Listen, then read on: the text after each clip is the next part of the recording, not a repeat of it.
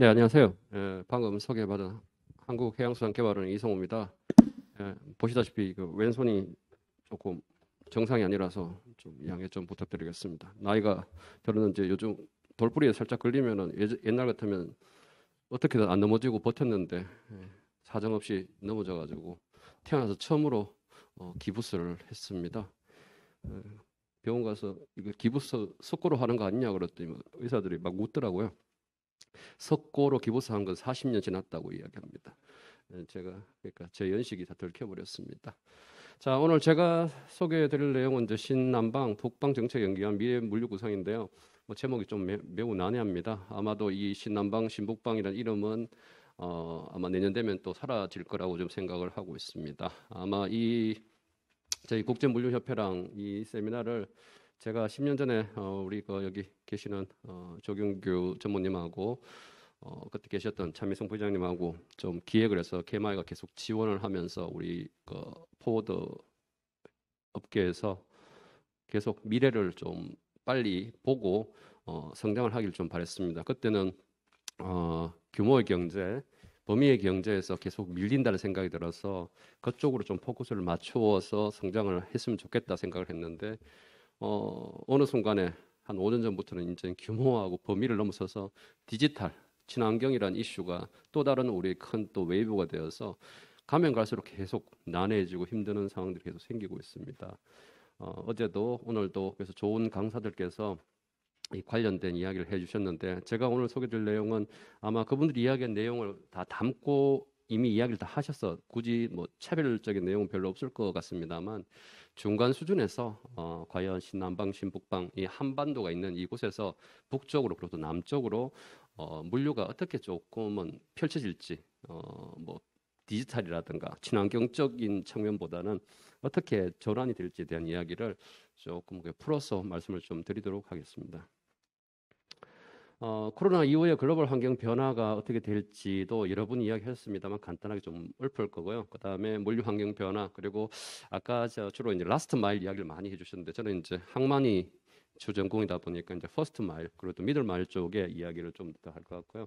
그 다음에 그 퍼스트 마일하고 미들 마일이 연결된 신남방, 신북방이 어떻게 연계돼서 미래 물류가 구상이 될지에 대한 이야기.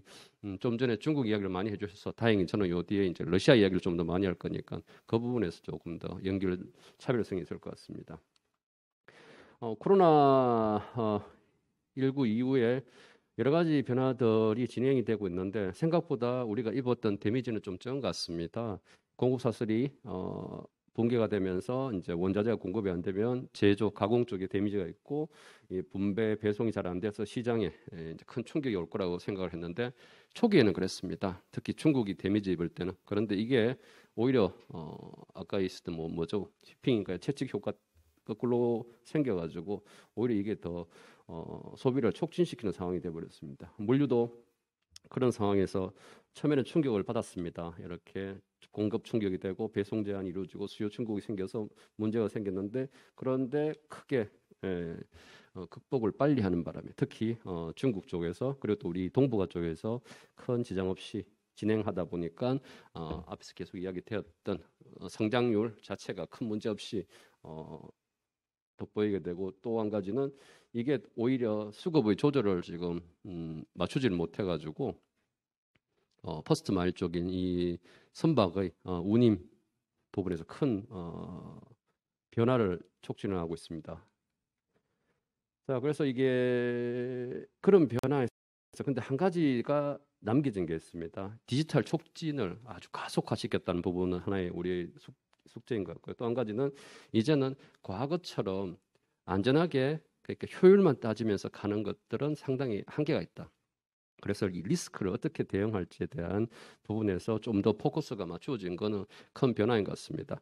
안정화는 됐지만은 이제는 그런 어떤 형태의 코로나든 아니면 무슨 한일 갈등이든 뭐 사드든 아니면 트럼프 리스크라든가 이런 상황이 생길 때 과연 우리 이 화주 기업들이 그리고 이 물류 기업들이 이 공급 사슬을 어떻게 안정적으로 유지할까에 대한 고민들이 이제 더욱 더 커지게 된 거죠.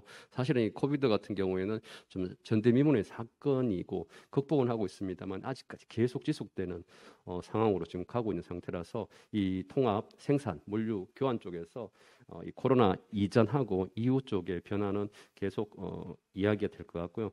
그래서 아까도 이야기됐던 뭐 전자상거래 성장이라는 건 성장을 하고 있었어요. 그런데 더욱 더 가속화되는 쪽으로 그리고 여기 공급사설 특정의 취약 평가에 대해서 더욱더 사람들이 고민을 하게 된 이유입니다. 그래서 이런 패턴들이 조금은 좀 정착이 되지 않을까. 과거에 저희들이 해외로 그러면서 업쇼에 대한 이야기를 많이 했습니다. 초기 10년 전에 2010년이죠. 2008년, 9년, 10년 이때 한참 저희 국제물류협회랑 계속 이야기했던 게 우리 중소포워드들이 해외 진출의 네트워크가 너무 약하다. 그래서 결국은 바게닝 파워가 약하고 해결이 안 된다. 해외로 어떻게 나갈 것인가. 계속 그 이야기를 저희들이 고민을 했었는데 이제는 이게 나가는 게 좋은 게 아니라 오히려 저 나가는 이 길이가 길수록 리스크가 커진다는 거죠. 그래서 이야기가 이제 옵쇼어에서 니어쇼어로 바뀌는 아니면 리쇼어로 바뀌는 형태로 지금 가게 된 게 이제 코비드라는 거죠. 그래서 다시 회복은 되고 있습니다만 지금 삼성하고 애플 이 코로나 때 대응했던 모습을 보면서 상당히 다른 형태로 진화를 지금 하고 있습니다. 삼성 같은 경우에는 이 글로벌 공급망들이 멀티 체인을 가지고 있습니다. 중국으로 몰빵하게 된 게 아니라 중국, 그다음에 베트남, 인도, 브라질로 이렇게 메인 공장이 나눠져 있고 공급망들이 흩어져 있어요. 저렇게 되면 뭐냐? 비용은 많이 들겠죠. 그런데 한쪽의 체인이 닫히게 되면 다른 체인을 활용할 수 있습니다. 그런데 애플 같은 경우에는 몰빵이 되어 있습니다. 원체인이죠. 중국으로. 그래서 작년 초에 애플이 상당히 데미지를 입었습니다.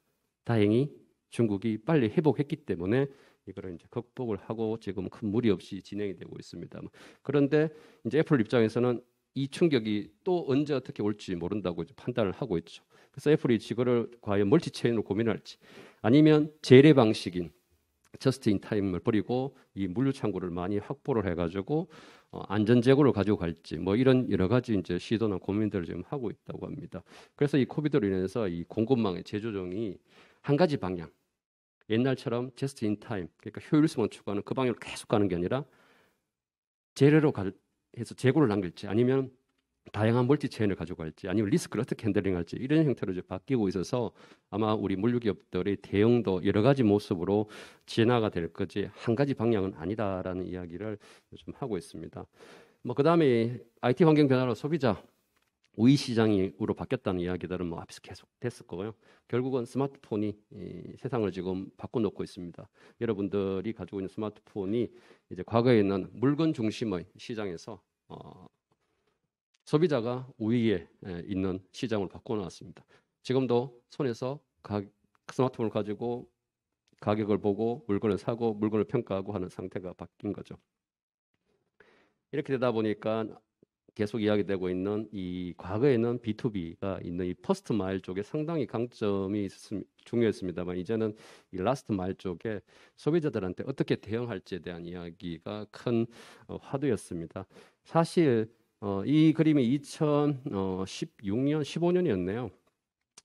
CJ 대한통운에 있는 전문가가 저희 연구원 와서 같이 토론을 하면서 했을 때 과연 이렇게 될까라는 이야기를 서로 토의를 했었는데 이제 이걸 가지고 토의를 한다는 자체가 우스꽝스러운 이야기가 되어버렸습니다. 미래가 아니라 현실이 되어버렸고 오히려 이제 과거로 되고 있는 상황이라는 건 뭐 여러분들이 저보다 더 알고 있는 상태입니다. 그래서 라스트 마일의 중요성이 부상이 됐는데 과연 그러면 이 라스트 마일로 다 해결될까요? 물류가 퍼스트 마일, 미들 마일이 없으면 라스트 마일도 없는 겁니다. 그래서 이 부분도 우리가 같이 고민을 좀 해야 되는 상태입니다. 또 한 가지 이제 O2O, B2C 비즈니스가 지금 상당히 확산이 많이 되고 있는데 앞에 이제 김봉록 대표께서 이야기해줬던 중국의 어떤 변화들 이 상당히 좀 많이 이야기했습니다. 그런데 이게 사실은 없었던 산업이 아니었습니다. 과거에는 아날로그로 진행이 되고 있었고 그걸 쇼룸이라는 비즈니스가 주로 미국이라든가 유럽에서 진행이 됐는데 저게 아날로그 그러니까 디지털 기술을 기반으로 하면서 저렇게 이제 성장을 해버린 겁니다. 아마 여러분들이 알고 있는 그 라스베가스의 CES 세계 전자 쇼라든가 그 하노버에서 하고 있는 독일의 전자 쇼 같은 것들 사실은 하나의 오토 비즈니스, 그 전시 비즈니스가 저렇게 디지털로 전환되면서 이제 우리가 이야기하는 오토라고 좀 이야기를 할 수 있는 상태로 좀 바뀌었고요. 저게 이제 IT 기술, 금융 기술하고 연계되면서 심지어는 이제 제조업체들까지도 저기 뛰어들게 됐습니다. 이제는 제조업체들이 굳이 롯데나 홈플러스 같은 데 가서 물건을 디스플레이할 게 아니라 자기가 쇼룸을 가지고 그냥 온라인에서 자기 상품들 파는 게 훨씬 더 싸고 고객들한테 더 가까이 갈 수 있는 상황이 되어버린 거죠. 거기에 이제 저 어디야 금융업체들까지도 끼어 들어가면서 여러 가지 형태로 그러니까 이제는 제조업체, 물류업체, 금융업 그리고 IT 업체들이 구분 없이 한 시장에서 싸움을 하게 되는 그런 상황을 이제 이야기를 하고 있습니다. 또 한 가지 이제 4차 산업기술 이 여러 가지 형태로 지금 도입이 되고 있는데 저게 이제는 저런 게 될까라고 이야기하는 게 아니라 이제는 얼마나 쌀까로 우리가 생각을 하고 있죠. 그런데 여러 가지 부분에서 아직 법 제도가 이제 못 따라줘서 저게 장착이 지금 안 되고 있습니다만 이제 인공지능이라든가 자율주행차 뭐 이런 부분들은 이미 우리가 알고 있고 쉽게 보고 있습니다. 그런데 문제는 이게 이해를 하는 부분에서 우리가 좀 더 고민이 돼야 될 게 과거에는 ICT 산업하고 비ICT 산업이 구분이 확실히 돼 있었어요. 농업이라든가 건설 이렇게는 그건 IT하고 전혀 관계없는 산업이었고 그리고 ICT 산업은 전자나 통신, 소프트웨어들만 그렇게 된다고 생각했는데 이제는 이게 구분 없이 다 녹아들었습니다. 그래서 요즘 농업 가면 스마트팜 이야기하고 수산업 가면은 아쿠아팜 이야기를 하고 있습니다. 실제적으로 그게 장착이 되어서 그런 형태로 지금 진행이 되고 있습니다. 에너지 당연히 IT 기술 없으면 해결이 안 되고 저걸로 다 연결이 되고 있습니다. 물류는 더 할 것도 없고요. 그리고 유통 물류는 그러다 보니까 구분도 사라지는 상태로 이제는 모든 게 이 프로세싱 경쟁력이 핵심의 노하우가 경쟁력의 핵심이 된 상태가 됩니다. 또 하나는 이제 앞에서는 계속 이야기가 좀 안 됐던 내용인데요. 글로벌 워밍입니다. 그래서 요즘 우리가 계속 이야기하는 게 2D라고 합니다. 2D. 하나는 디지털, 하나는 디카보나이제이션이죠. 우리가 디지털에서 물류가 디지털로만 가는 게 중요한 게 아니라 이제는 얼마나 친환경적으로 오염 물질을 발생을 안 시키냐를 못 따라가면은 한쪽만 된다고 해서 한쪽으로 해결이 안 됩니다. 아마 탄소세는 계속 강화될 것 같고요. 그리고 이제는 이 환경에 대한 어떤 조치가 안 된다면 물류도 여러 가지 형태의 변화가 진행이 될 수밖에 없다라는 부분. 그래서 이것도 우리도 같이 가지고 가야 된다라고 이야기를 드리겠습니다.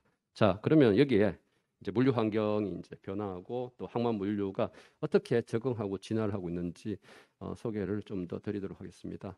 우선 공급망 변화와 이제 선박의 대형화가 지금 계속 진행이 되고 있고요. 그래서 여러 가지 무역 패턴들이 진행이 되고 있는데 한 가지 확실해지는 건 아시아 시장이 상당히 커지고 있고 아시아가 중심이 된다는 거. 과거에는 중국 하나만으로도 커졌는데 이제는 중국뿐이 아니라 아세안까지 포함이 되고 있고요. 그리고 이제는 러시아도 이쪽으로 비중을 두다 보니까 이 아시아의 시장 자체가 더욱더 커지게 되면서 과거에는 아시아에서 만들어서 미국이나 유럽으로 수출하는 게 기존 패턴이었는데 이제는 아시아에서 만들어서 아시아에서 쓰는 패턴들도 상당히 많이 증가를 하고 있습니다. 그러다 보니까 이 거래 항로 물량들이 상당히 많이 증가하고 있다는 것도 여러분들이 확인할 수 있을 것 같고요. 또 하나는 제가 이제 그 프랑스 학자랑 한 20년 동안 계속 연구해 오는 내용입니다. 뭐 이거 그 꽃이냐 보실 수 있는데 그게 아니라 이게 부산항이 그 20년 동안 성장해온 네트워크를 그림으로 표시해 놓은 부분입니다. 그래서 아마 뭐 이거나 같은 건데 보시면 조금 이게 더 쉬울 걸로 판단이 되네요. 1996년도에 부산항입니다. 여기 노란 색깔로 있죠. 홍콩이 아주 큰 역할을 하고 있습니다. 그때는 일본도 항만이 꽤나 크고 네트워크를 많이 가지고 있었습니다. 여기 보면 이제 홍콩이 이 네트워크 속에 이 피더망의 숫자입니다. 핵심 역할을 하고 있었고 부산은 홍콩에서 나온 브랜치의 몇 개 항만들, 그러니까 일본의 서안 지역 그리고 중국의 동북 지역 정도로 네트워크를 가지고 있었습니다. 자, 2006년이 됐어요. 10년이 더 흘렀는데 보니까 이 홍콩하고 부산, 그러니까 여기죠. 홍콩하고 부산의 일본은 확실히 찌그러들었죠. 근데 부산이 많이 성장을 했습니다. 네트워크가 훨씬 많아졌어요. 그래서 비슷한 비등비등한 관계로 오고 있었습니다. 물론 여전히 홍콩이 훨씬 더 이 동북아시아, 동아시아에서는 파워풀한 허브 역할을 했습니다. 자, 2016년입니다. 부산이 거의 홍콩을 넘어서는 형태로 네트워크를 확충을 했습니다. 이게 뭐냐? 부산에 이제 확실하게 피더형 항만으로 중심 항만으로 성장을 했고, 이때 아마도 계속 부산 항만공사에서 세일즈했던 포인트가 세계 2위의 한적 항만이라고 이야기를 했던 겁니다. 저게 그냥 된 게 아니라 이 많은 줄 하나하나가 만들어진 이 피더 네트워크들이 강화가 됐는데, 이게 이제는 극동 지역뿐만 아니라 이 동북아뿐만 아니라 이 남아시아까지도 네트워크를 확장을 했고요. 아마도 그 베트남 뭐 하노이라든가 어디죠? 하이퐁 뭐 이런 데서 거기서 화물들이 부산으로 와서 환적해서 뭐 미국으로 가는 이런 패턴들도 추가되면서 훨씬 더 네트워크가 커졌습니다. 자, 오른쪽에 보시면 이제 부산은 여기서 살림을 새로 차렸습니다. 확실하게 동북아에서 새로운 네트워크를 만들었고, 그러다 보니까 지금 이제 중국이라는 항만을 제외하면 세계에서 거의 싱가포르 빼고는 2위, 싱가포르 포함해서 1위, 2위의 항만을 유지한 게 이 네트워크가 이제 만들어진 겁니다. 자, 이 네트워크가 20년 동안 이렇게 쌓여서 만들어진 건데, 이제 또 어떤 상황으로 전개될지는 우리가 또 고민을 해봐야 되겠습니다. 그런데 여기 변화의 큰 요인, 변화의 이제 충격이 온 게 이 선박의 대형화입니다. 선박이 대형화되면 어떤 상황이 생기냐? 선박이 크니까 저 선박의 비용이 아주 비싸집니다. 용선료가 훨씬 많이 지는 거죠. 그러니까 저 선박들은 옛날처럼 여러 항만을 더 가는 게 아니라 제한된 항만들만 선택해서 가게 되는 겁니다. 그래서 과거에는 싱가포르 갔다가 뭐 베트남 항만 들렸다가 홍콩 들렸다가 대만 까오슝 들렸다가 상하이 들렸다가 부산 들렸다가 일본 고베 들렸다 이렇게 막 계속했는데, 지금은 깔끔하게 싱가포르에서 홍콩 가고 상하이 가고 부산 갔다가 가버리거나, 아니면 싱가포르 갔다가 홍콩 스킵하고 상하이 갔다가 부산 갔다가 미국 가버리고. 그런데 이제는 지금 컨테이너 깡통도 부족하고 배도 없으니까 싱가포르 갔다가 상하이 갔다가 부산 스킵하고 그냥 바로 물량 차니까 가버리는 거예요. 이런 상황으로 이제 바뀌는 겁니다. 그러면 앞에 제가 보여줘 2016년에 그 네트워크가 2026년 되면 부산이 어떻게 될까요? 일본처럼도 바뀔 수 있습니다. 그러면 지금 우리가 이야기하고 있는 이 라스트 마일 한참 이야기하고 있는데, 이 라스트 마일이 퍼스트 마일이 무풍계되면 어떤 변화가 있을지도 여러분들이 생각을 할 수 있을 겁니다. 자, 그러면은 여기 24,000 TU짜리 선박이 지금 계속 발주되고 있는데, 저 선박 크기가 얼마일까요? 제가 그래서 국민들한테 항상 설명할 때, 여기 물류업 하시는 분은 쉽게 아시겠지만 24,000 TU 선박은 부산 시민들을 몸무게를 65kg로 환산해서 그분들을 배 하나에 다 모실 수 있는 무게라고 이야기를 설명드립니다.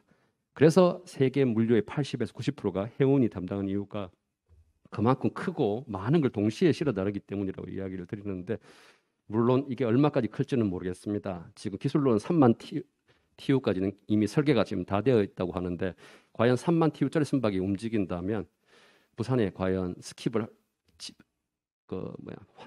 들렸다 갈지, 아니면 우리가 거꾸로 이제 상하이항으로 피더가 되어가지고 물량을 그쪽 보내서 다시 미국이나 유럽으로 보낼지, 이런 상황도 생길지 모르겠습니다. 이런 부분들에 대해서 우리가 지금 계속 같이 고민을 더 해야 될 것 같고요. 보시다시피 이거는 이제 선박이 대형화됨으로 인해서 세계 컨테이너 선박 금업별 선복 비중, 그리고 평균 하형 물동량 뭐 등등등이 나오는데 계속 커지고 있다는 이야기를 하고 있는 겁니다. 자, 그러다 보니까 선사들이 배가 자꾸 커지니까 리스크가 커지겠죠. 그래서 지금 이 선사들이 지금 우위 시장으로 만들게 된 거는 선사들이 10년 이상 당황을 하고 당했습니다. 아까 우리 그 송상호 교수님께서 그 지금 수출유 협회에서 화주하고 물류기업하고 선사들하고 이제 그 협력체를 구성한다 그랬는데, 제가 있던 2008년, 9년, 10년도에도 똑같은 상황이 있었습니다. 근데 그때는 뭐냐? 선사들이 하주기업들한테 액을 복구를 하면서 우리 좀 이렇게 협력을 하자고, 동맹 체계를 유지하자고 이야기했는데, 그때 산업부에서 마지못해서 그냥 신용만 했었거든요. 지금은 이제 반대가 또 됐습니다. 근데 이 사이에 이런 상황이었습니다. 이 선박들의 매출액들이 이렇게 왔다 갔다 그러면서 여기서 또 망하고 하다 보니까 여기 이제 한진해운이 망하게 된 거죠. 자, 코비드가 오면서 선사들이 긴장을 했습니다. 그래서 선박을 관리를 했어요. 개선도 시키고, 개선이라는 건 선박을 투입한 게 아니라 오래된 선박들은 없애거나 아니면은 스리랑카나 방글라데시에다 그냥 거기다 주차해놓고 안 움직이겠습니다. 선박이 준 거죠. 물량이 줄 거라고 생각해요. 근데 물량이 안 줄었어요. 그게 지금 이 상황을 만든 겁니다. 두 번째, 환경 규제. 2020년부터 IMO가 오염물 그러니까 벙커CO를 쓰는 배들을 운행을 못하게 만들어 버렸죠. 그러니까 비싼 연료를 쓰게 되다 보니까 선사들이 배를 바꾸기 시작했습니다. 스크럽을 달든지 LNG 선박을 바꾸든지 그러니까 선박이 또 줄 수밖에 없죠. 그러다 보니까 이런 상황이 생기면서 지금 최고의 이제 폭등을 만들었습니다. 그런데 한 가지는 우리한테는 가장 속설인 건 이거죠. 한진해운이라는 건 세계 최대 원양 한국의 최대 원양 선사였고 지금 HMM이 가지고 있는 선봉량의 거의 7배를 가지고 있었어요. 그리고 컨테이너 선봉량 기준 세계 7위였습니다. 그리고 부산 물동량 기여도 2위를 하는 선사였는데 그걸 이제 우리가 잡아 먹어버리는 바람에 지금 이제 말도 못하는 이런 상황에 지금 처하게 돼버린 거죠.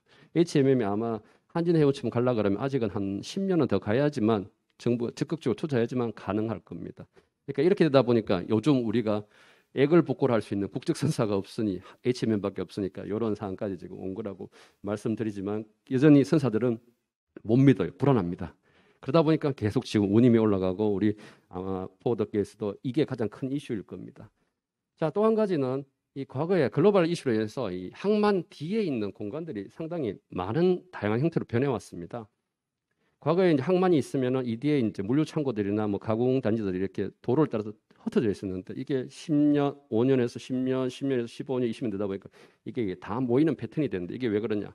글로벌화가 되다 보니까 들어오고 나갔다 하는 것들이 훨씬 많아지는 거죠. 그러다 보니까 과거에 없었던 항만 뒤에 항만 배후 단지라는 게 생겼고 저 뒤에 이제 자유무역 지역이라는 게 만들어진 게 이러한 형태인 겁니다.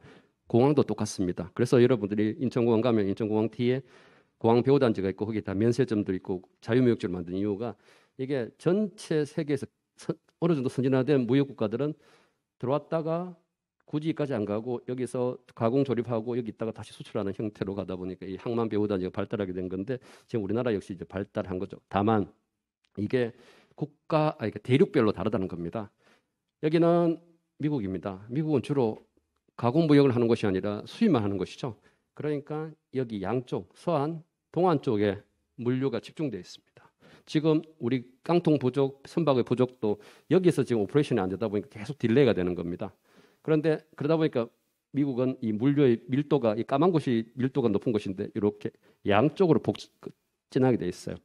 반대로 유럽은 EU로 묶여 있다 보니까 물류가 어떻게 진행되냐면 네덜란드나 노테르담이나 함부르크로 화물이 들어오면 쭉 여기 호주로 오스트리아라든가 아니면 독일 남부로 옵니다. 여기에서 모아서 이렇게 뿌려지는 형태로 되다 보니까 가운데에 밀도가 높고 바깥으로 이렇게 뿌려지는 형태입니다. 아시아는 어떨까요? 아시아는 이 국가들 간의 사이가 별로 안 좋습니다. 그리고 두 번째는 인프라가 국경을 넘어서 잘 연결이 안 돼 있어요.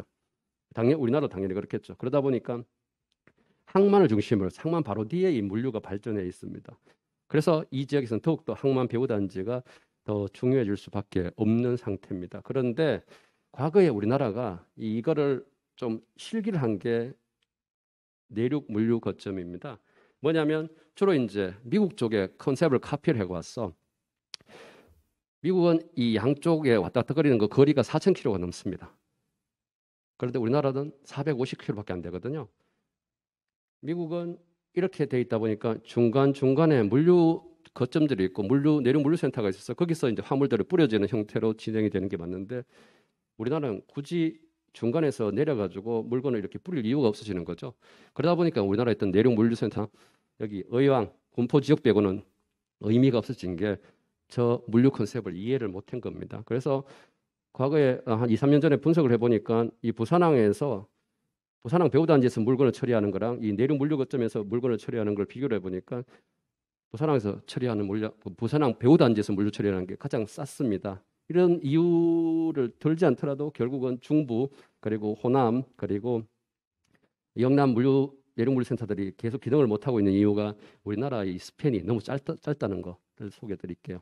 또 하나는 아까 우리 김병록 대표가 예전에 발표한 내용을 카피를 했는데 아까 제가 말씀드렸던 이 트렌드. 과거에는 항만은 B2B 그리고 시내로 와서는 B2C가 돼야 되는데 이제는 이 단계에서 여기가 사라집니다.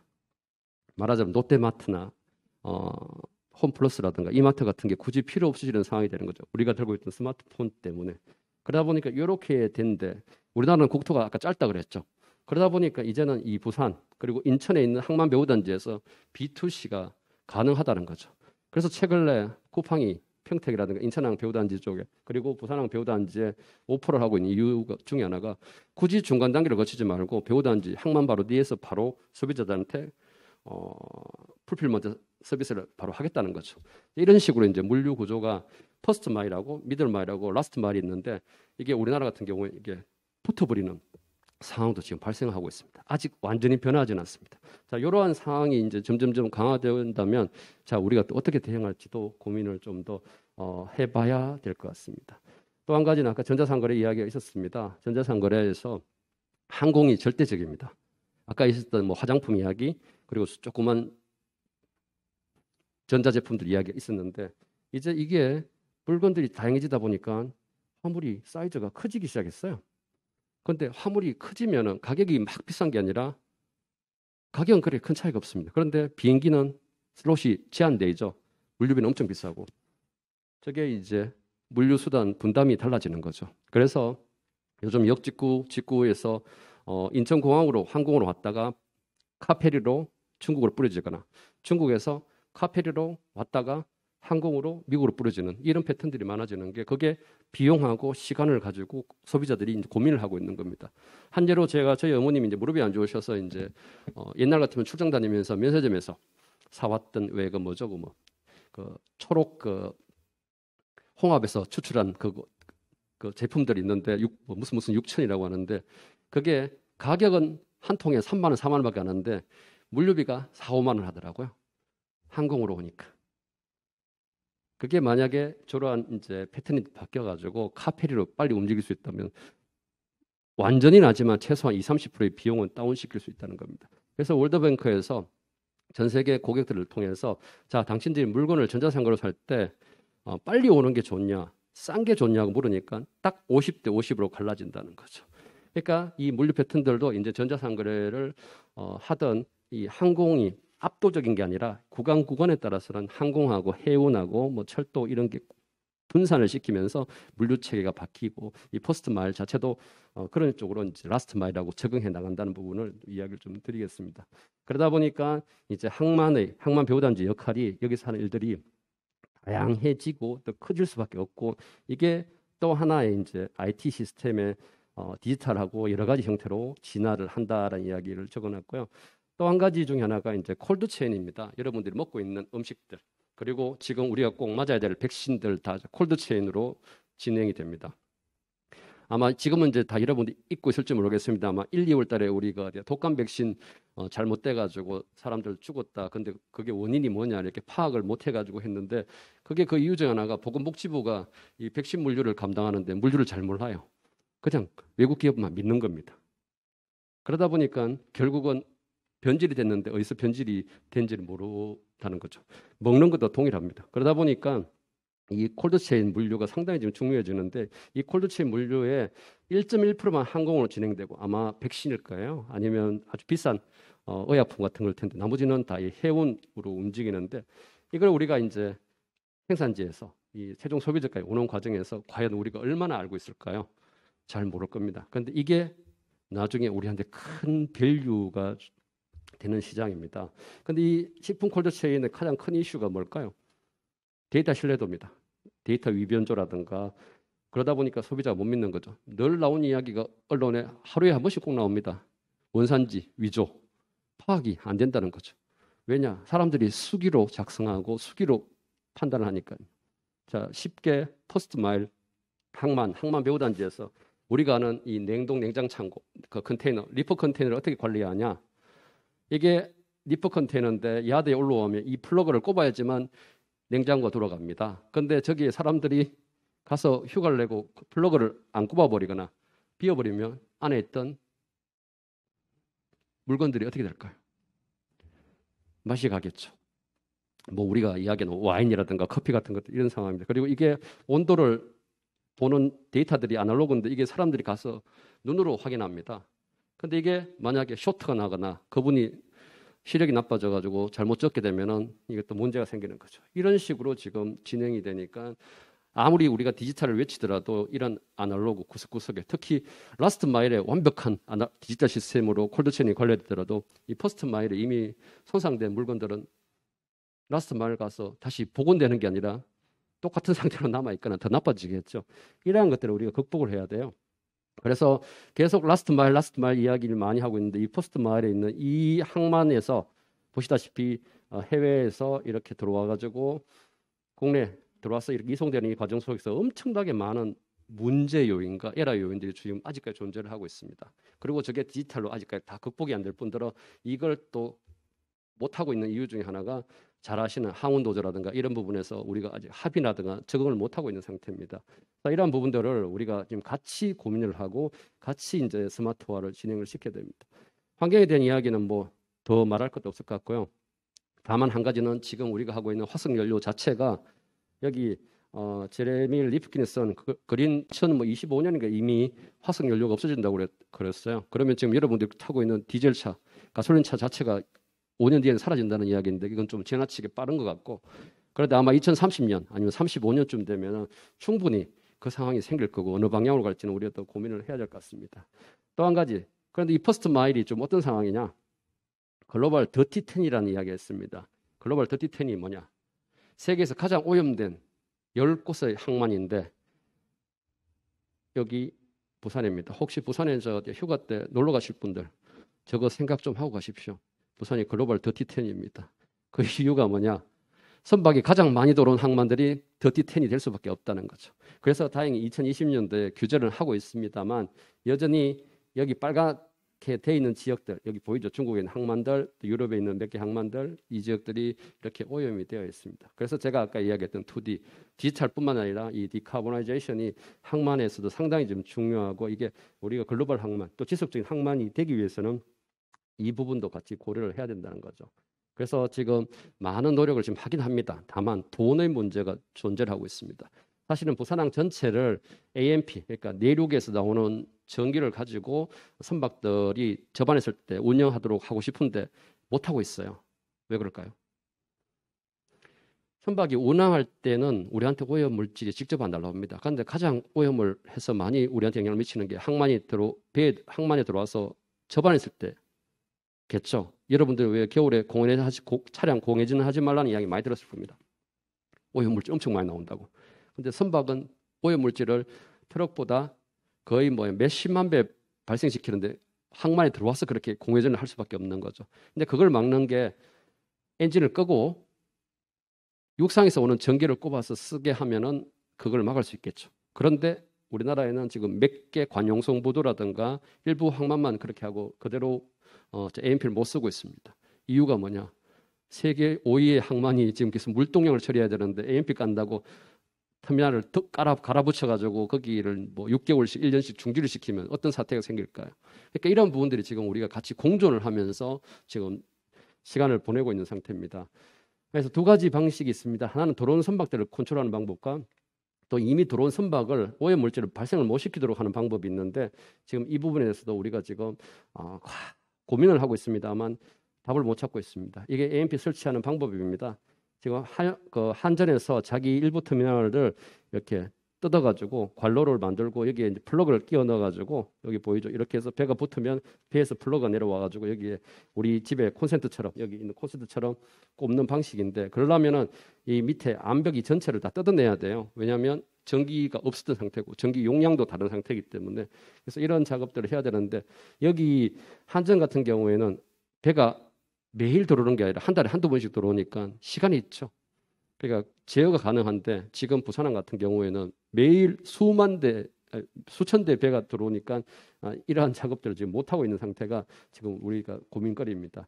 그래서 이것들을 또 처리하는 방법들이 또 있어요. 또 하나는 뭐냐면 유럽에서 했던 마르코 폴로 프로젝트 뭐 성공했다 실패했다 이야기는 하기 어렵겠습니다만 유럽에서는 과거에 도로로 움직이던 물량들을 다수를 철도로 전환시키거나 다수를 연안 해운으로 전환을 시켰습니다. 그러면 환경오염 물질이 연이 떨어지게 되어 있습니다. 그래서 이 모달 시프트라고 하는 이 작업들을 했었고요.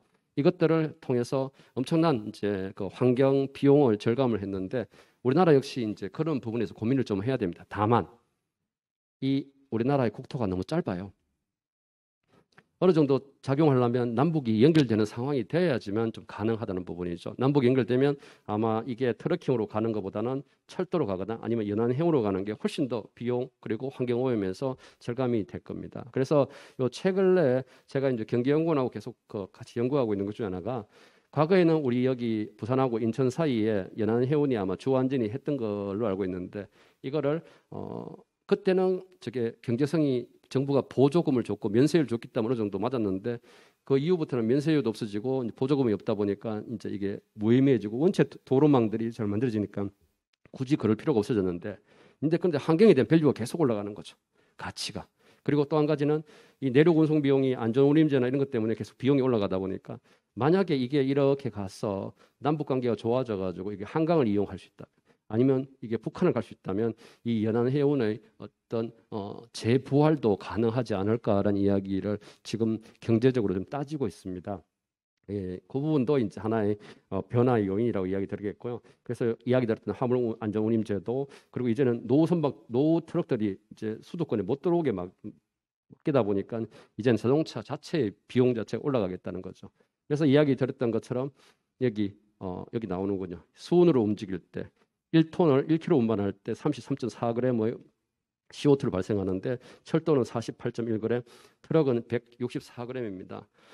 여기에 이것뿐만 아니라 지금 우리가 트럭을 이용하면서 생기는 엄청난 사고 비용, 교통 비용, 그리고 정체 비용, 그리고 또 부동산 가격 상승 비용 같은 것들은 연간 한 60조 이상이 넘고 있습니다.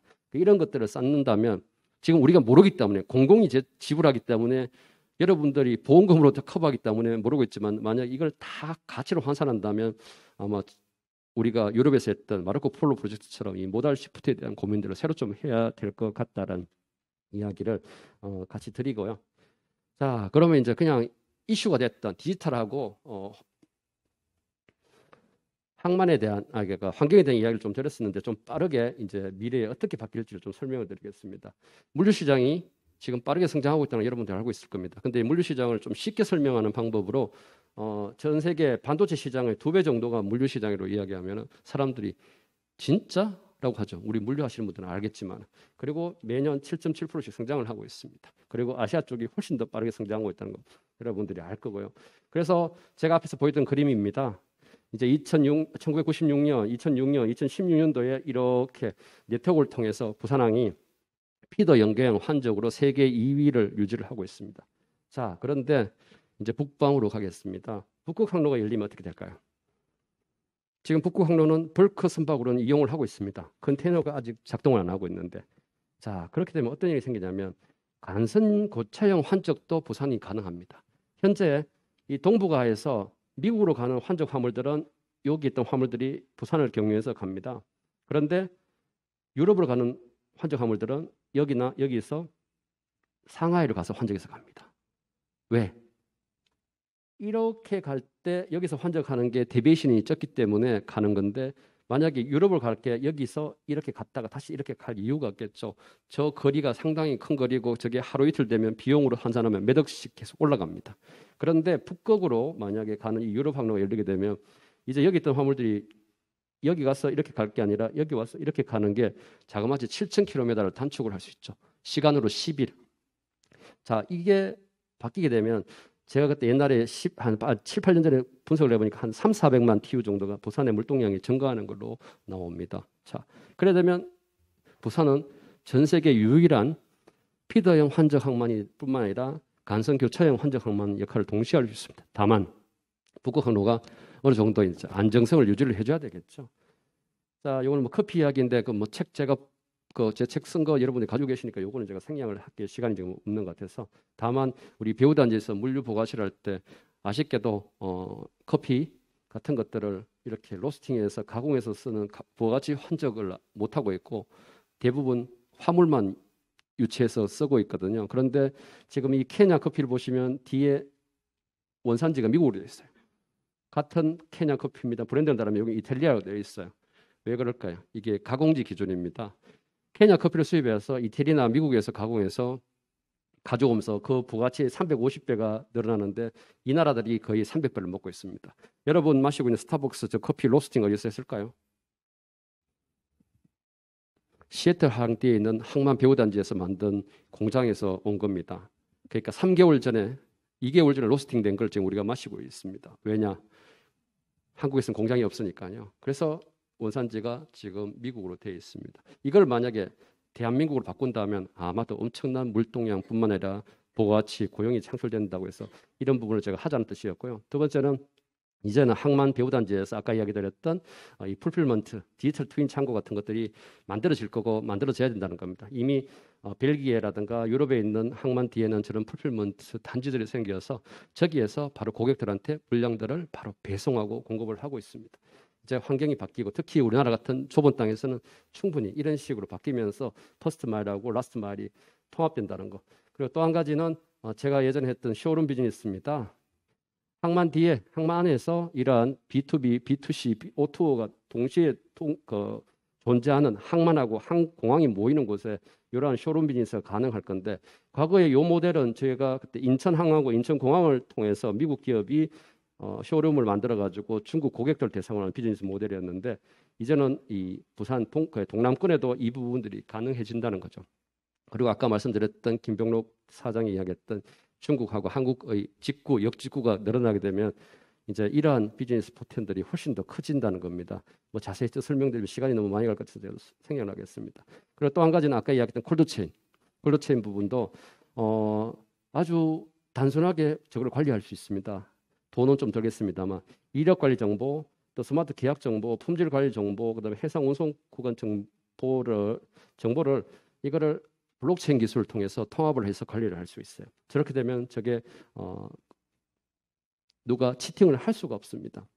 여기 나오는 것처럼 여기 비즈니스 레이어가 있습니다. 물건이 농장에서 만들어서 소비자까지 오는 이 과정에서 양쪽에서 이 IoT, 그러니까 뭐 RFI든 바코드든 뭐 정보만 입력해서 기록을 하면 이게 모든 게 이 서비스 레이어인 이 블록체인에 담기게 됩니다. 저거는 분산되어 있기 때문에 누구도 조작을 할 수가 없죠. 그러면 내가 마시는 와인이 갑자기 맛이 이상해요. 그런데 어디서 언제 어떻게 문제가 생겼는지를 파악을 바로 할 수 있습니다. 그런데 지금 어떠나요? 못하죠. 그냥 주인한테 컴플레인만 해버리는 그런 상태로 바뀌는데 이러한 상태들이 이 항만을 통해서 전환이 되는 겁니다.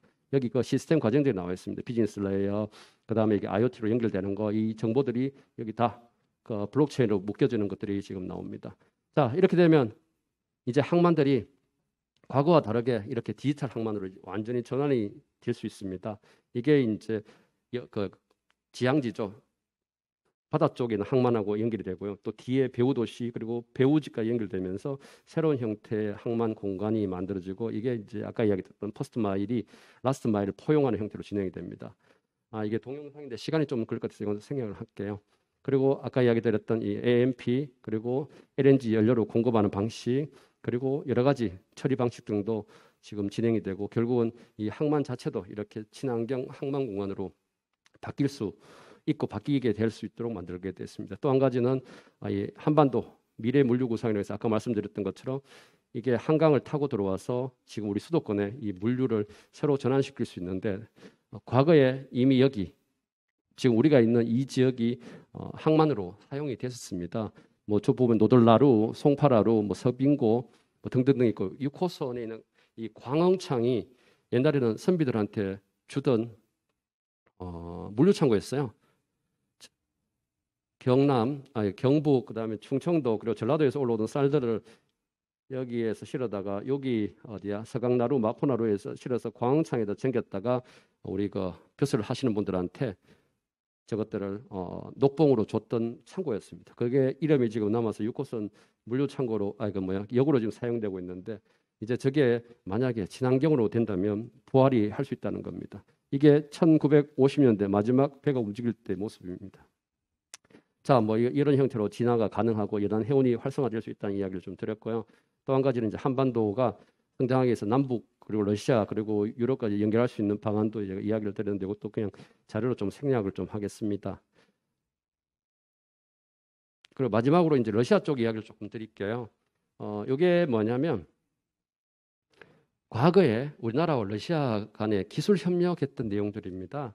여러분들이 쓰고 있는 스마트폰의 노이즈 기술은 어디서 왔냐면 러시아가 인공위성 레이더 통신기기를 때 썼던 잡음 제거 기술에서 나온 거예요.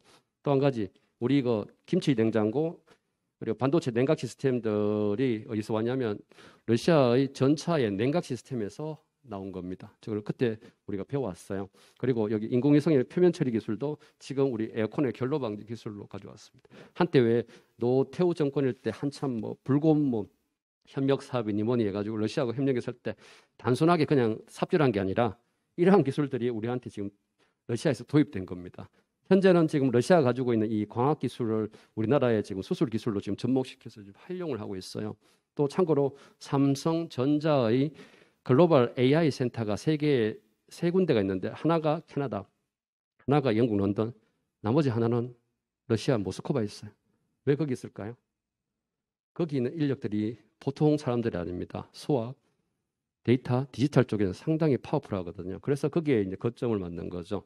그래서 이런 원천 기술하고 우리나라의 응용 기술이 합치면 상당히 많은 장점을 발휘할 수 있는데 요 근래 지금 러시아랑 우리나라 사이에 많은 협력이 이루어지고 있습니다. 그 중에 하나가 여기 스노우플레이크라는 러시아 북극 지역에 있는 실험 단지입니다. 근데 여기서 뭘 하냐?